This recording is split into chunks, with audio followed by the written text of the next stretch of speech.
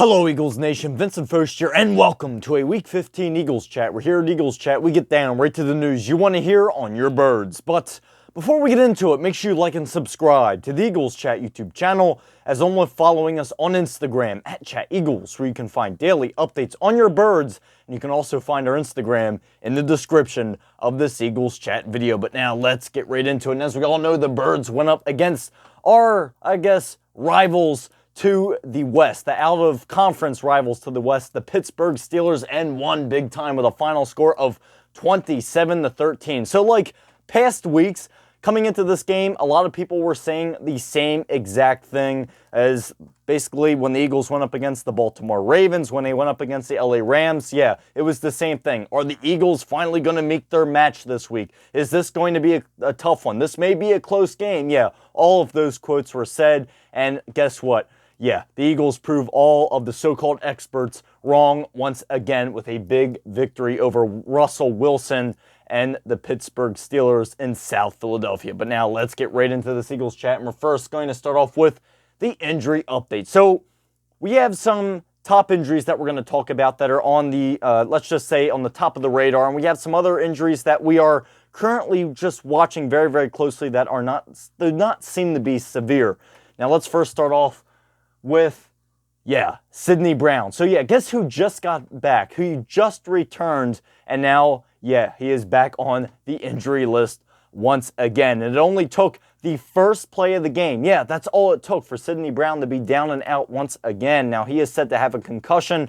He was taken off the field, evaluated in the blue tent, and then next thing you know, they're saying he is out, and he was positive for a concussion. So Sidney Brown is back. Now you see him, now you don't. He's gone once again, which is unfortunate because, in my opinion, he is a very, very talented kid. But unfortunately, this year, the injury bug is biting him like crazy. But our next big-time injury that we are monitoring very, very closely, Landon Dickerson, who was having issues now and then throughout the game with that knee. That's definitely something we're going to be monitoring very, very closely, as, again, he was in and out of the game. And his backup, Steen, who was in for him, was not doing exactly the greatest of jobs, where he was creating, let's just say, a lot of penalties and setting the Eagles back in a lot of different ways on offense with the penalties. It's not that he was playing bad, his position bad. It was just the amount of penalties that he would get were something that would just push the Eagles in the wrong direction. So, that was unfortunately Steen being his backup. But Landon Dickerson,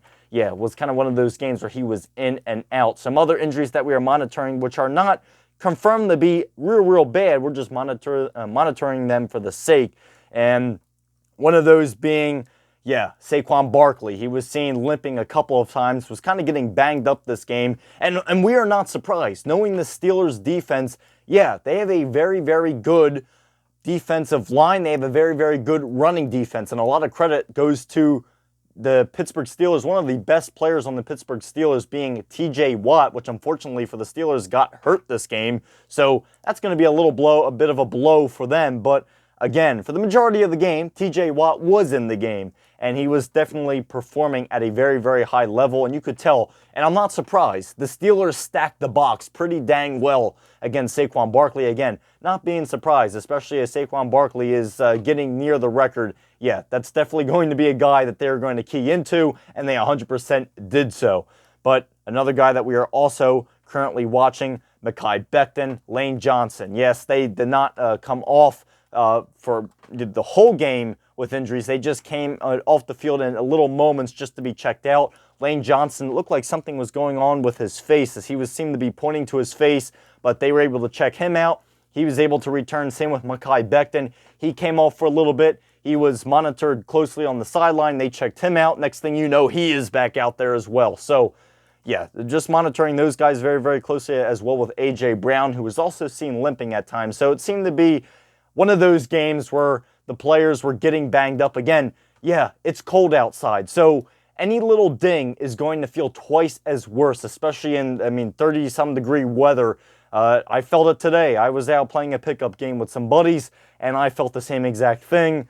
When I would get hit, yeah, let's just say it would sting a little more than it usually would on a 80 or 70 or even 60-degree day. So not surprised that some guys were getting, feeling some stings here and there. But as of right now, we're going to continue to monitor every single one of these guys very, very closely as the rest of the week continues. And any information on any of these injuries, you can make sure to check out our Instagram page, which is, again, located in the description of this Eagles chat. And make sure you stay updated with everything on your birds. But now let's go into Jalen Hurts' play. So, yes, was this a rebound game for Jalen Hurts? It absolutely was, seeing how he played in especially these past 2 weeks. But to really pinpoint on last week, yeah, there needed to be improvement. 100% there needed to be improvement. And as bad as they played last week against the Carolina Panthers, a lot of rumors were brought up. Of course, the media was tackling the A.J. Brown and Jalen Hurts thing all week. I was hearing about that every single day and pretty much started to get sick of hearing it. And I know the players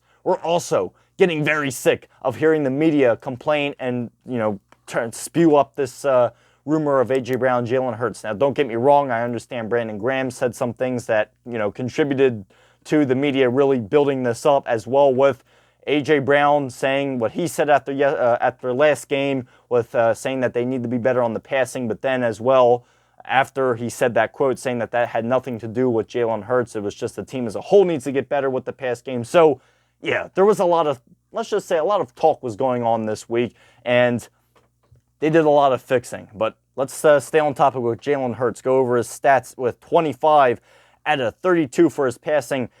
Had a lot better game with his passing yards. 280 passing yards with 2 total touchdowns thrown. And for his running, he had 15 carries for 45 yards and 1 rushing touchdown, which is where he was pushed in by the brotherly shove, a.k.a. the tush push. So, was it a better game for Jalen Hurts? Yeah, obviously it was. And was it better passing for Hurts? Yes. Now, did he have some low moments? Yeah, he did. Now, they started off the game a lot faster, which was surprising. The Eagles got a score in the first quarter, and not just any score. Yes, they got the field goal, but they also got a touchdown. So, yeah, what is going on? All of this before GTA 6, where the Eagles are scoring a touchdown in the first quarter, as well with all these drones flying over us. Yeah, there's a lot of weird stuff been going on as of recent. But yeah, the Eagles got a touchdown in the first quarter, which is pretty incredible. But yeah, really got to give a lot of kudos to the offense. You could tell they were working a lot and practicing a lot for this game and, really having it built up for this week. Kellen Moore did an incredible job with the short pass plays and really calling the right plays at the right time to get Hurts into a rhythm, especially at the beginning of the game where the Eagles really jumped off the start line way ahead of the Steelers.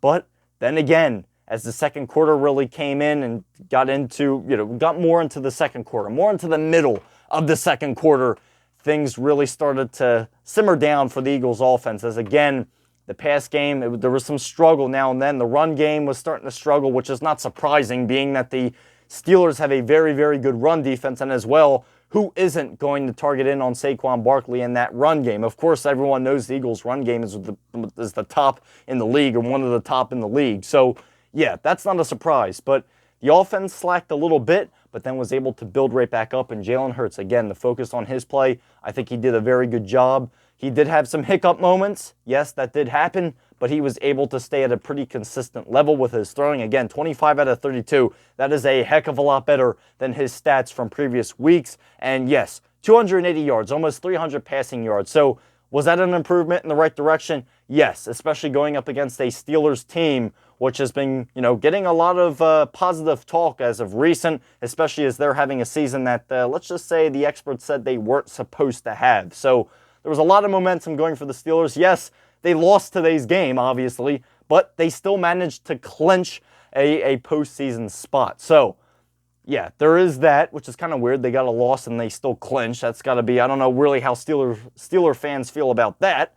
But again, this was definitely an improvement for Jalen Hurts. Yes, there were still some hiccups, but overall, and definitely a hell of a lot of better game for Jalen Hurts than the previous 2 weeks. But now, let's go into the offensive contributors. So yes, we already covered the quarterback. Let's get into the rest of the offense. And we're first going to start off with a guy that is not talked about that much. Obviously, running back 1 being Saquon Barkley. So if you're running back 2 to Saquon Barkley, yeah, I don't know how much you're going to be talked about, but I can tell you this.